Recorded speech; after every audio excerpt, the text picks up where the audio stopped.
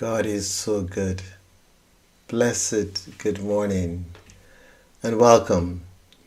Welcome to our devotions for Friday in Advent 4.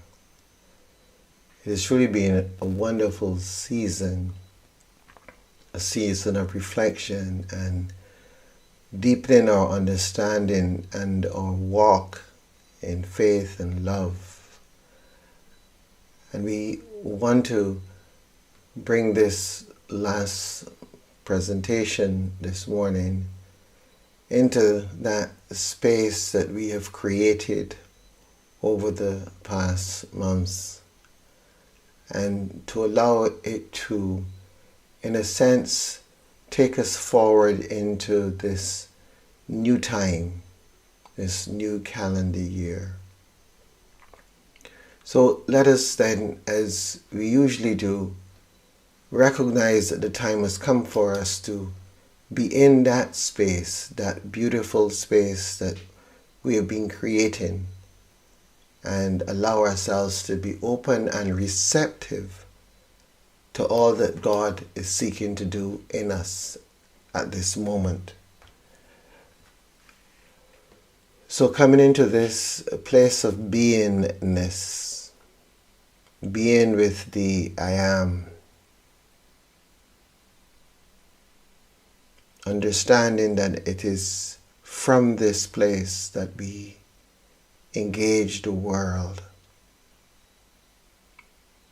But we must in some way be constantly in this space, even if it is just a small part of our attention. We must always be aware of this inner stillness, this inner sense of being.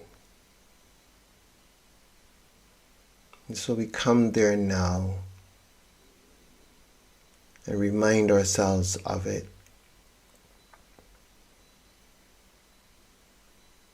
And using the example of Jesus in the midst of the storm, you remember? The storm was raging around. The disciples were frantically trying to keep the boat afloat. And in the midst of all of that turmoil and distress, Yeshua, Jesus, was in the back of the boat sleeping.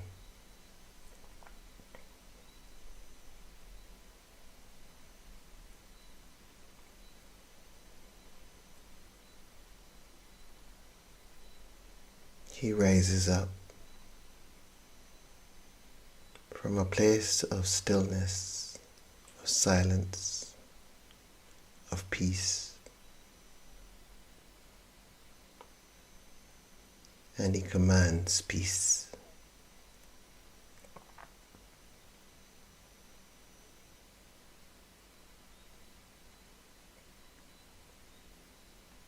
Come into that place of peace,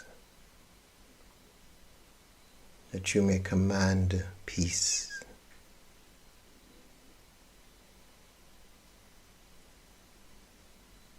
That you may know what peace feels like.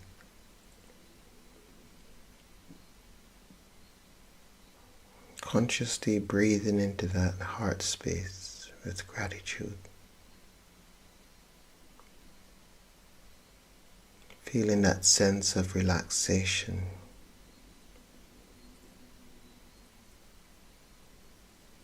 Which is a manifestation of inner peace.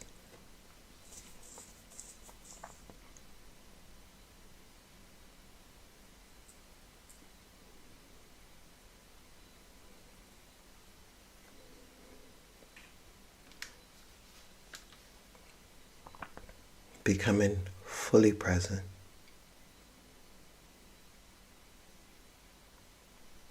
Fully awake in the silence.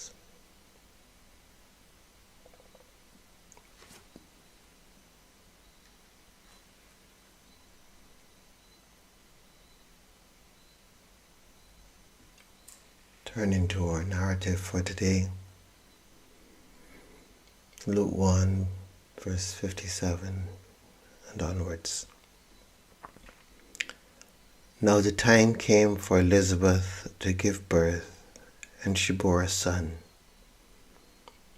Her neighbors and relatives heard that the Lord had shown his great mercy to her, and they rejoiced with her. On the 8th day they came to circumcise the child, and they were going to name him Zachariah after his father. But his mother said, "No, he is to be called John." They said to her, "None of your relatives has this name." Then they began motioning to his father to find out what name he wanted to give him. He asked for a writing tablet and wrote, "His name is John." And all of them were amazed. Immediately his mouth was opened and his tongue freed, and he began to speak, praising God.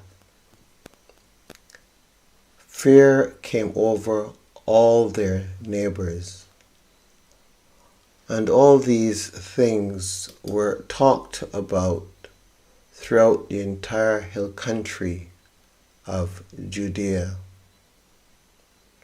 All who heard them pondered them and said, "What then will this child become?" For indeed, the hand of the Lord was with him. Here ends the reading.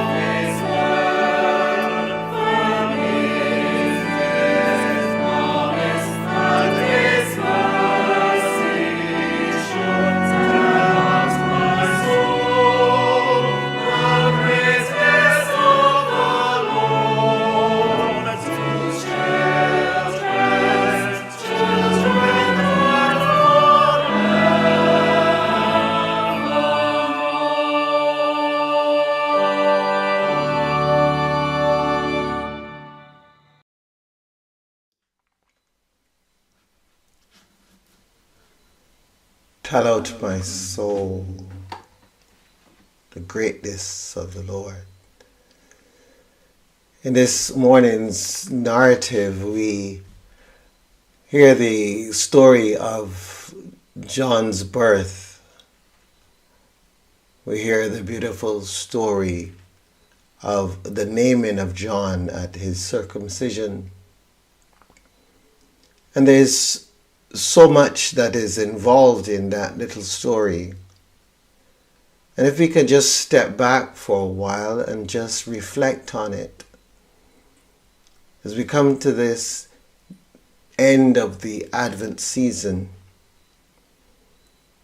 and as we reflect on this story this morning, we first of all think of Elizabeth and the fact that she was now going to be a mother.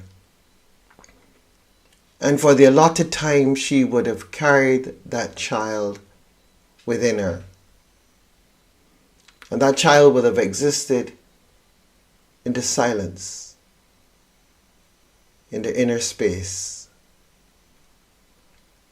And so much would have been going on in that inner space as cells were dividing, as limbs were forming, as organs were forming, as a human being was coming into existence.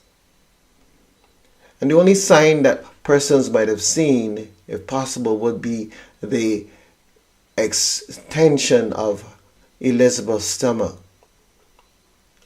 But apart from that, there would have been silence. And everything else would have been happening in the silence, in the stillness. And perhaps she might have gotten a little kick here or there, just reminding her that there was something going on within. But for the most part, there was the stillness, there was the silence.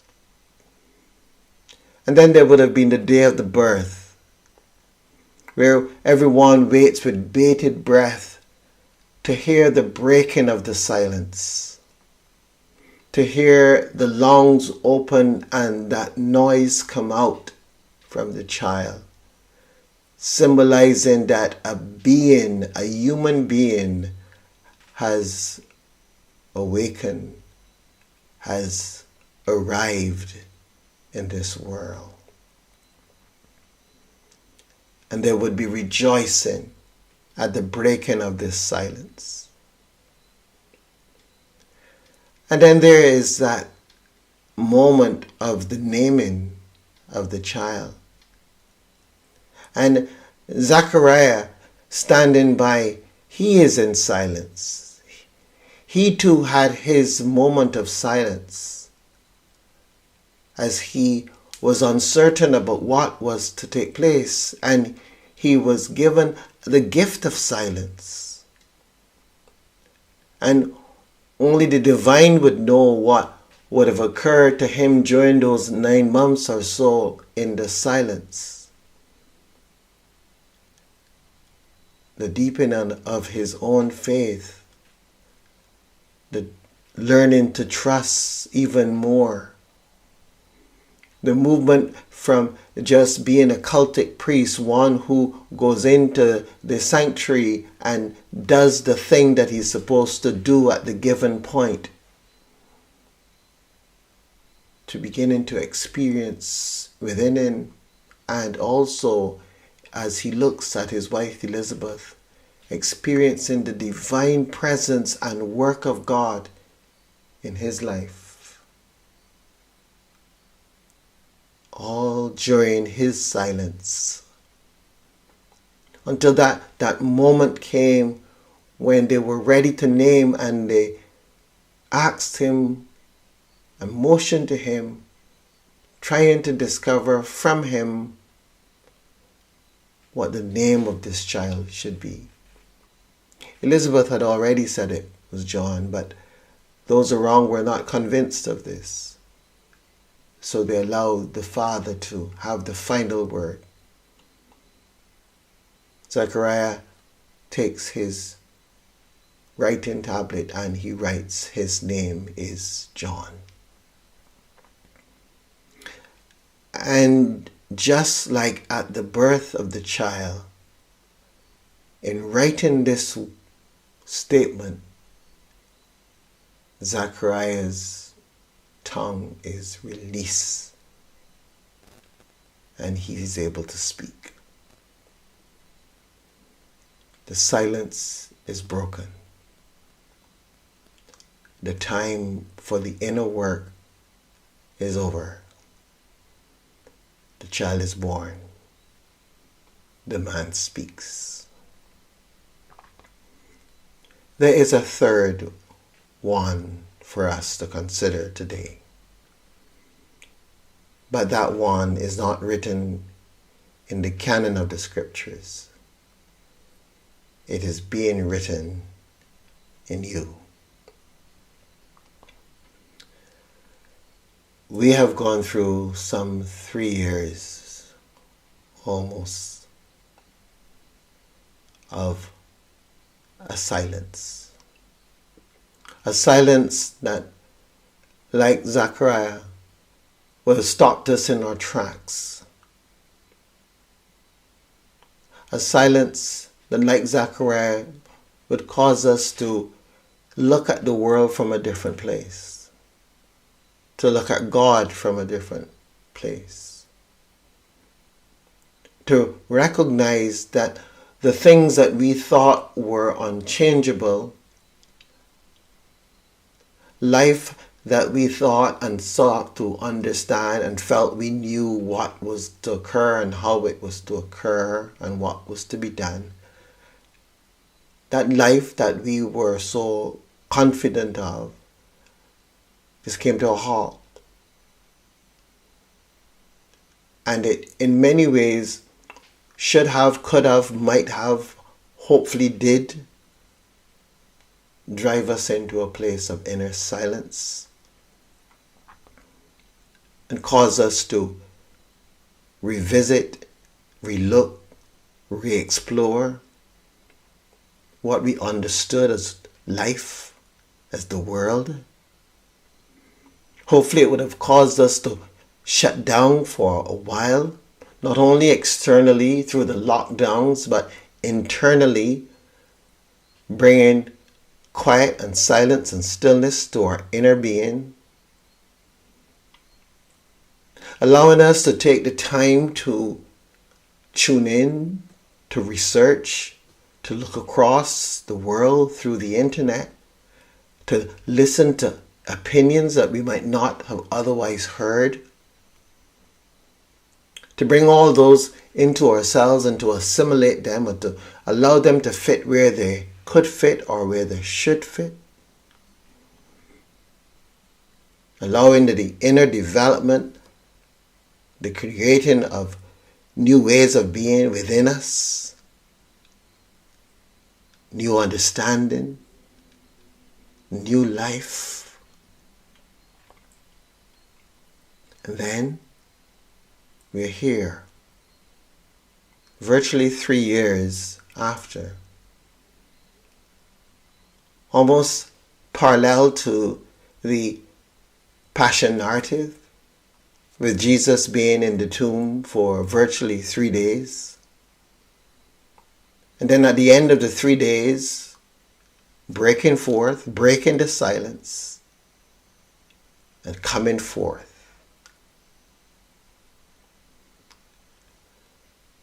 I believe we stand at that precipice now. And we are being invited to break the silence. Not to break the silence as to tell this person that or tell that other person something else, but to break the silence of all that was going on within us over the time, to recognize that the time is now upon us as we begin this new year. The time is upon us to come out now as a new being, as a new person with a new understanding, and to begin to allow that understanding to feed this world, to change this world, to transform this world. This has been a reset. But we cannot linger in that place of unknowing forever. Zachariah's silence was not forever. It was until he was able to indicate the name of this child. Our silence is not intended to be forever. We have been bewildered. We have been confused. We have been stretched in so many different ways. We have experienced so much death and decay around us. And we have pondered all of this. Yes, there will always be those who have slept through it all.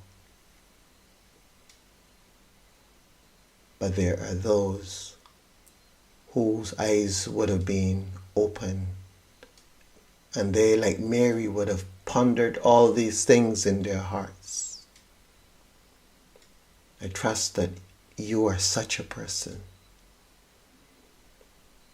and that the moment now to break the silence as we go into this new year, that moment is upon us. We must be grateful for the times of silence.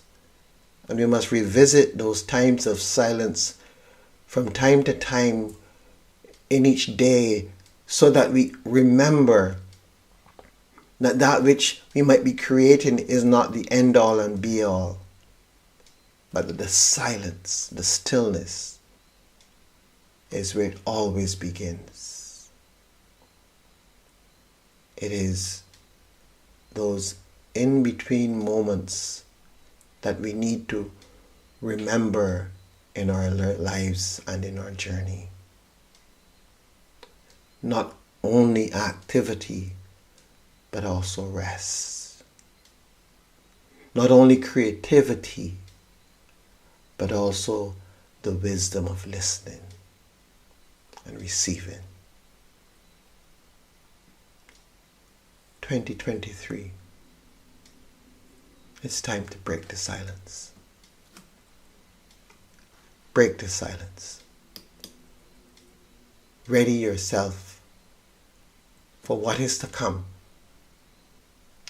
for the new life, for the new opportunities, for the new things that God is creating in our world.